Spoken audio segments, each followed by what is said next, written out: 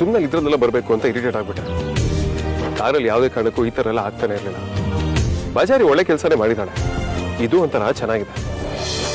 ಇಷ್ಟು ಹತ್ತಿರದಲ್ಲಿ ಕೂತು ಗಾಳಿನ ಸೀಳ್ತಾ ಹೋಗೋದ್ರಲ್ಲಿರೋ ಥ್ರಿಲ್ಲೇ ಬೇರೆ.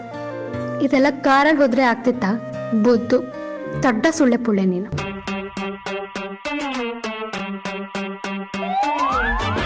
ಆಫೀಸ್ಗೆ ಎಂಟ್ರಿ ಆಗೋದಕ್ಕೂ ಮುಂಚೆನೆ ಮುತ್ಕೊಡ್ಬೇಕು ಅಂದ್ಕೊಂಡೆ. ಈಗ ತುಂಬಾನೇ ಹತ್ರದಲ್ಲಿ ಕೂತಿದ್ದಾಳೆ.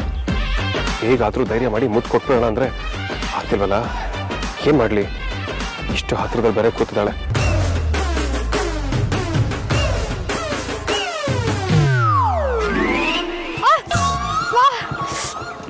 ನಿಂಗೇನಾದ್ರೂ ತಲೆಗೆಲ್ಲ ಕೆಟ್ಟಿದ್ಯಾ? ಅಲ್ಲ, ರೋಡ್ ಸೆಂಟ್ರಲ್ಲಿ ಇಷ್ಟು ಸಡನ್ ಆಗಿ ಬ್ರೇಕ್ ಹಾಕ್ತಾರ. ಹಿಂದೆಗಡೆಯಿಂದ ಸ್ಪೀಡಾಗಿ ಗಾಡಿ ಬರ್ತಿದ್ರೆ ನಮ್ಮಿಬ್ರು ಗುದ್ದಿ ಕೈಲಾಸ ಕಳಿಸ್ತಿದ್ದ ಅಷ್ಟೇ. ನಮ್ಗಿನ್ನೂ ಮದ್ವೆ ಆಗಿಲ್ಲ, ಮಕ್ಳಾಗಿಲ್ಲ. ಫಸ್ಟ್ ಕೇಸೇ ಆಗಿಲ್ಲ, ಆಗ್ಲೇ ಮದ್ವೆ ಅಂತೆ, ಮಕ್ಳಂತೆ.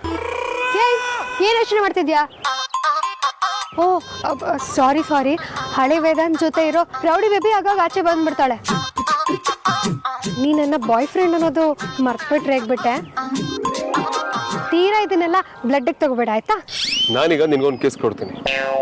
ಅದನ್ನು ಹೋಗ್ಲಿ, ನನ್ನ ಬಾಯ್ ಫ್ರೆಂಡೇ ಕೊಟ್ಟಿದ್ದಲ್ವಾ ಅಂತ ಮರ್ತೋಗ್ತ್ಯಾ? ಹಲೋ ಸಾಹೇಬ್ರೆ, ಎಲ್ಲಿ ಕಳ್ದೋದ್ರಿ? ಇಲ್ಲ ಎಲ್ಲೂ ಇಲ್ಲ. ಅದ್ ಸರಿ, ತಾವು ಹಾಡಾಗ್ಲಲ್ಲೇ ದೆವ ನೋಡ್ದೋರ್ ತರ ಬ್ರೇಕ್ ಹಾಕಿದ್ಯಾಕೆ? ನೀನು ಗಾಡಿ ಓಡಿಸು, ನಾನು ಹಿಂದೆ ಕೂರ್ತೀನಿ.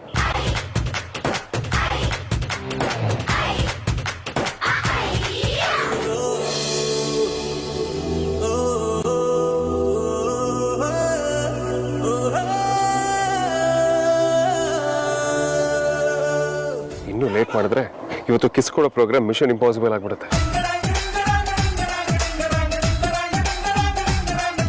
ಮತ್ತೆ ಈ ಥರ ಚಾನ್ಸ್ ಮಾತ್ರ ಸಿಗೋದಿಲ್ಲ. ಕಮಾನ್ ವೇದಾಂತ, ಈಗ ಕಣ್ಮುಚ್ಕೊಳ್ತೀನಿ. ಮುದ್ದು ಕೊಡೋಕ್ಕೆ ಧೈರ್ಯ ಬರ್ತಿದ್ದ ಹಾಗೆ ಕೊಟ್ಬಿಡ್ತೀನಿ.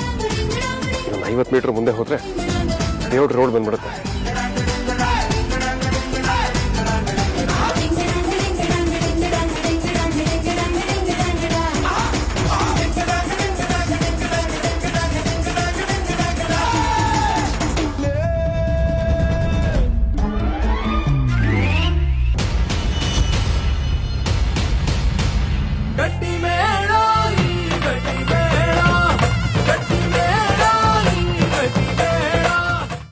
ಕನ್ನಡ ಬಯಸಿದ ಬಾಗಿಲು ತೆಗೆಯೋಣ.